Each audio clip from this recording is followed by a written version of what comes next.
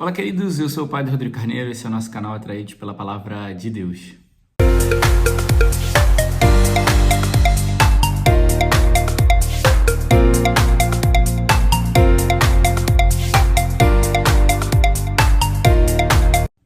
Bem, então seja muito bem-vindo, você que é um atraído pela Palavra de Deus e que tem feito com a gente essa experiência aqui no nosso canal, né? Tem experimentado, colhido os frutos que a Palavra de Deus tem proporcionado para cada um de nós. Bendito seja Deus pela sua vida, pela sua perseverança, pela sua presença aqui conosco, experimentando, se alimentando, se podemos dizer, da Palavra de Deus. Bem, hoje, dia 1º de junho, né, começando uma semana e começando um novo mês. Nesse 1º de junho, nós celebramos o dia de São Justino. São Justino, que foi um mártir da igreja e um dos primeiros considerados padres da igreja, né? Porque primeiro tiveram os padres apostólicos, aqueles que conviveram com os apóstolos diretamente, e ele foi o primeiro depois dessa leva, depois que passaram os padres apostólicos, porque ele não conviveu com os apóstolos. Justino, ele foi um grande filósofo e decidiu também viver a sua vida como eremita. Então tem uma passagem na vida dele que diz que no momento da vida dele, ele recebeu a visita de um ancião que pregou para ele o evangelho, e aí naquele momento chamou a atenção dele, mas ele não se converteu de imediato naquele momento. Mas fazia muito sentido aquilo que o ancião havia pregado. E depois de um tempo, quando a perseguição aos cristãos ficou mais acirrada, ele percebeu a coerência na vida dos cristãos e aí se converteu e sim foi batizado. Então ele sempre foi filósofo e eremita e se tornou então um cristão pelo batismo. Aqui a gente pode ver o primeiro elemento que a perseguição foi o que também deu sentido, pela coerência de vida dos cristãos, deu sentido ao processo de conversão de Justino. Então também a gente pode entender que a minha fidelidade nas provações, a minha fidelidade nos sacrifícios, a minha fidelidade nas lutas que eu passo, pode ajudar outras pessoas a se converter, pode ajudar outras pessoas a conhecerem a Jesus e abraçarem a fé. E aí Justino, ele, então, depois de batizado, ele começa a anunciar o evangelho, e como ele era filósofo e muitíssimo inteligente, ele começou a evangelizar os mais letrados. Começou a evangelizar os homens, os filósofos, os homens, os mais inteligentes. Porque ele conseguia dialogar com eles e desfazer todos os argumentos deles contra a verdade da fé. E aí ele tem uma obra dele, que é um pouco mais conhecida para quem estuda filosofia, que é o Diálogo de Justino com Trifão. E foi justamente Trifão, que foi um cara que foi destroçado por Justino numa disputa, né? O que seria uma disputa? Era um diálogo filosófico, onde iam se expondo ideias até que um entrasse em aporia, ou seja, não tinha mais argumentos para rebater. Então, Trifão, na aporia, ficou com raivinha e planejou a vingança. Qual foi a vingança de Trifão? Ele denunciou para Marco Aurélio, que era o imperador da época e o perseguidor dos cristãos, denunciou Justino para Marco Aurélio. E aí Justino foi preso e diante de Marco Aurélio ele não negou a fé.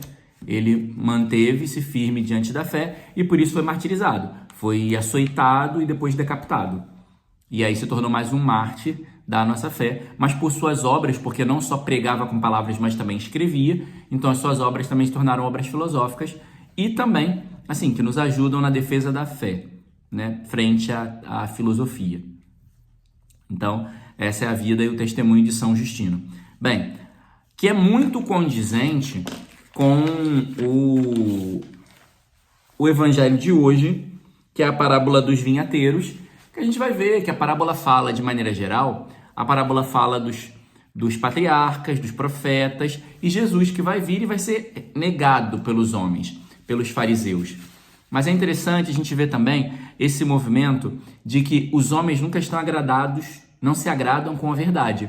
Porque Jesus vai dizer, né, vai falar para eles, vai trazer uma verdade, mas os fariseus ali, os sacerdotes, os escribas e os anciãos, eles não vão gostar da verdade que Jesus está apresentando e falando, e por isso, então, eles vão começar a querer condenar Jesus, arrumar uma maneira de matar ele, de acabar com ele, de silenciar ele. Só que não vão fazer nesse momento porque tem medo do povo, porque o povo está prestando atenção no que Jesus está falando, o povo está escutando. Então a vida de Justino foi muito coerente com o evangelho. Ele não deixou, não se omitiu diante da verdade, ainda que pudesse não agradar os homens. E assim precisa ser a nossa vida. Não podemos mudar a verdade do Evangelho, não podemos ser incoerentes com a nossa verdade para agradar os homens, porque a nossa vida não foi feita para agradar, mas sim para anunciar, ainda que sejamos mártires, né? E isso passa pelo Salmo, meu Deus, eu confio em ti, porque só dá para anunciar o Evangelho sem se preocupar com os outros por uma confiança em Deus. Então é pela confiança em Deus que nós seguimos. E a primeira leitura, que vai falar para nós que conhecer a Deus é receber muitas graças. Por quê? Porque não tem como conhecer a Deus e ficar à parte.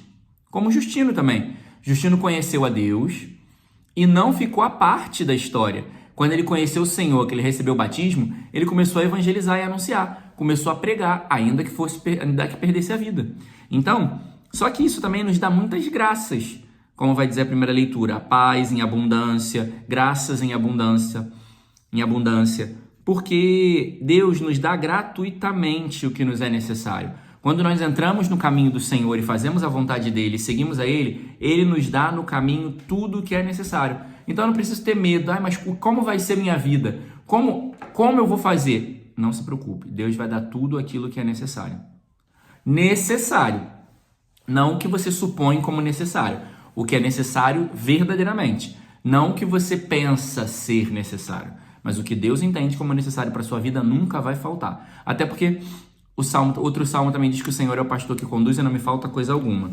Também vamos ver nessa leitura que quando a gente se mete, assim, vai seguindo o caminho do Senhor, a gente se torna participante da natureza divina, porque a gente começa a eliminar a corrupção e o pecado. Ou seja, participar da natureza divina é viver fidelidade a cada dia como Deus nos pede. E isso é o quê? Lutar contra o pecado, logo é ser santo. Participar da natureza divina é viver a santidade.